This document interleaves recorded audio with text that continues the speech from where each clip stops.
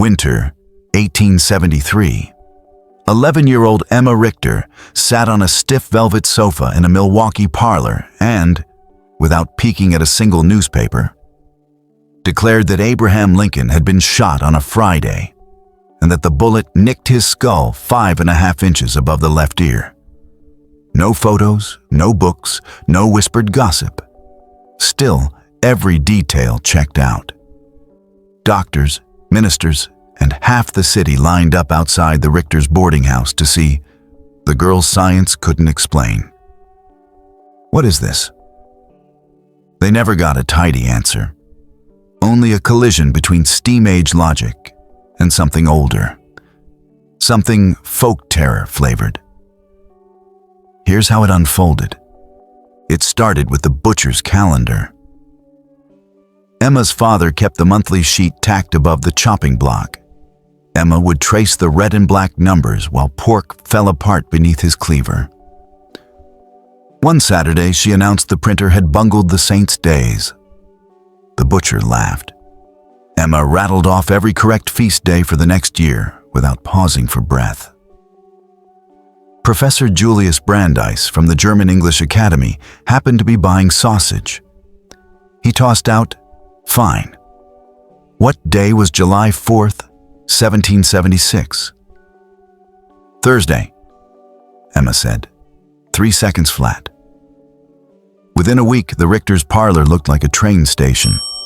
Neighbors arrived waving pocket almanacs, reporters followed with pencils flying.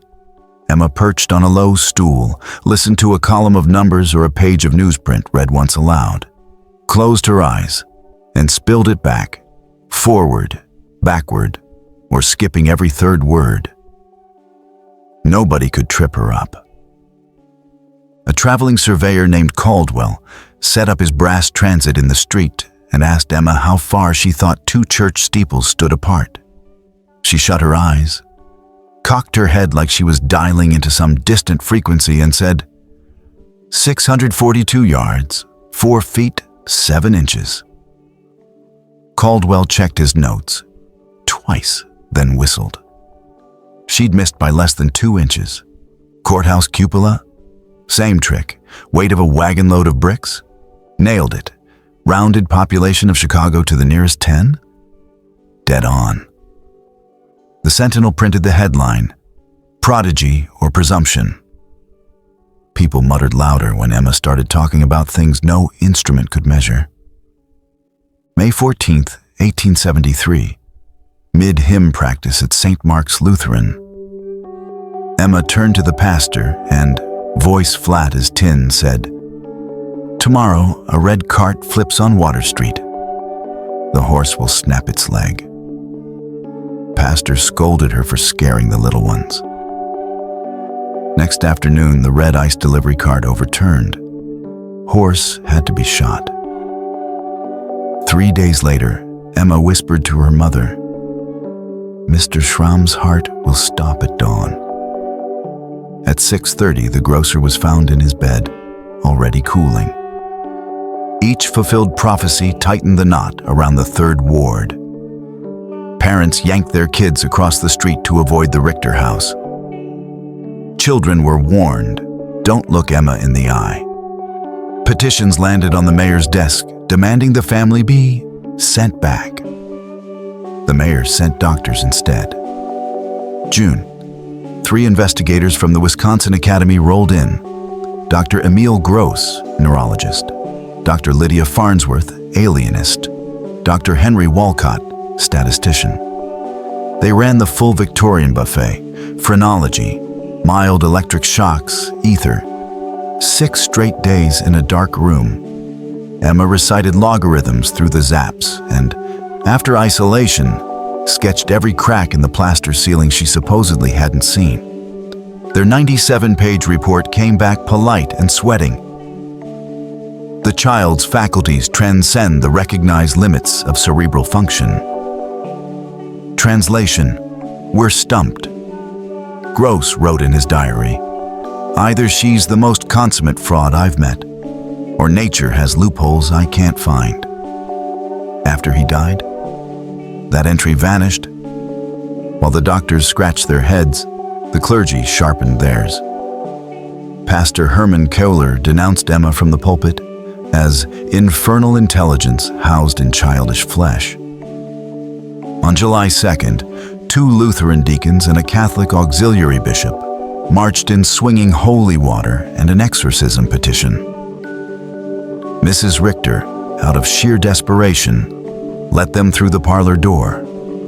Candles guttered, Latin syllables bounced off the walls. Emma, whose English was patchy, answered the bishop in flawless ecclesiastical Latin, then politely corrected his pronunciation. The bishop bolted. The deacons followed. Next Sunday, Pastor Kohler preached on the Witch of Endor. Church attendance doubled. By midsummer, Emma's body turned into a chalkboard nobody asked for. Red crescent welts, perfect little moons, rose on her arms. They vanished overnight. 3 times witnesses saw the raised words kick and non blister across her chest in scarlet. A missionary claimed they meant here and not, divine shorthand. The doctors scrubbed the skin with lye and alcohol. The marks came back anyway. Seizures followed, sudden, rigid, eyes rolled white, but no bitten tongue, no mess. During the trances, Emma spoke in strangers' voices. A German miller drowned in '49, a cholera-era child, a Union private cussing his way through Antietam. Each voice dropped details later confirmed in courthouse ledgers and regimental logs. August brought heat and pure desperation. Dr. Gross returned, lugging a chronograph and a stack of sealed envelopes containing questions from university mathematicians. Idea: find out if Emma needed any sensory input at all. In front of 50 witnesses, Gross held an envelope overhead. Before the paper left his fingers, Emma said, "Cube root of 658,503.87. Gross slit the envelope. Exactly the question. The room erupted. The chronograph said her answer left her lips 83 milliseconds before the envelope was fully open. Gross packed up, walked straight to the telegraph office, and wired the American Journal of Psychology. Subject Emma R. Demonstrates non-local perception. Recommend immediate observation. The reply never came. The telegram itself vanished. September 12th, 1873. Sometime after midnight, the Richter boarding house burned. Neighbors formed a bucket line, but by morning only blackened timbers remained. Emma's body wasn't found. Her parents, dazed, soot-smeared, were escorted to the almshouse. Within days they left for St. Dimas Louis.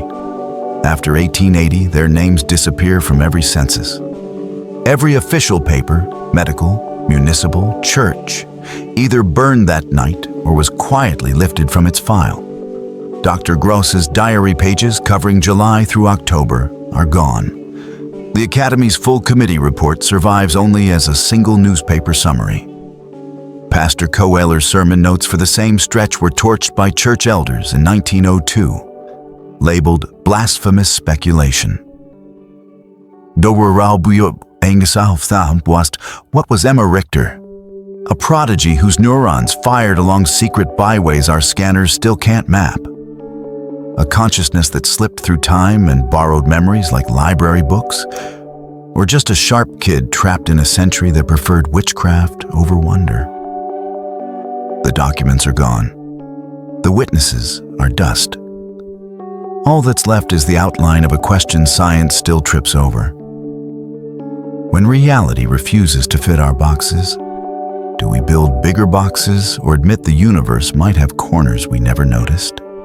The girl science couldn't explain never got to grow up and decide for herself. But every time you meet a kid who spits out pie like bubblegum or names the weekday of any random date, think of Emma. Barefoot on a Milwaukee curb, braid in her mouth, measuring the world in ways nobody around her could quite forgive. Got a weird question this story left buzzing in your head? Drop it below. The stranger, the better. Subscribe for more forgotten folk who bent reality, and share the video with anyone who swears science has an answer for everything.